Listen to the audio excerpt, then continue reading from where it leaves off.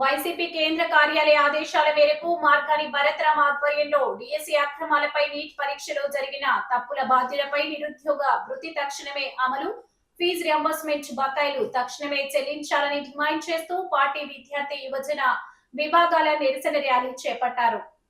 రాష్ట్రంలో జరిగిన డిఎస్సి నియామకాల విషయంలో భారీ ఎత్తున అవినీతి అక్రమాలు జరిగాయని, వీటికి నైతిక బాధ్యత వహిస్తూ విద్యాశాఖ మంత్రి నారా లోకేష్ వెంటనే రాజీనామా చేయాలని వైసీపీ జాతీయ అధికార ప్రతినిధి మాజీ MP city incharge Margani Bharatram demand చేశారు.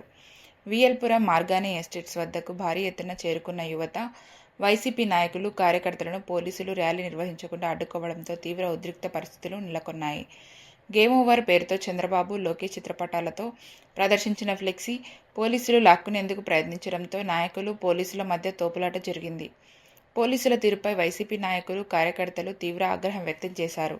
మార్గాని భరత్ ఆధ్వర్యంలో అక్కడి నుంచి ఆర్టీసీ కాంప్లెక్స్ మీదుగా తాడితోట వరకు చేరుకొని కూటమి ప్రభుత్వ తీరును నిరసిస్తూ పెద్ద ఎత్తున నినాదాలు చేస్తూ రోడ్డుపై నిరసన చేపట్టారు.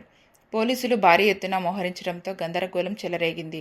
భరత్రామ్ మాట్లాడుతూ రాష్ట్రంలో డిఎస్సిలో స్పోర్ట్స్ కోటా ఉద్యోగాలను 15 లక్షల చొప్పున అమ్ముకొని నిరుద్యోగులను మోసం చేశారని ఆరోపించారు.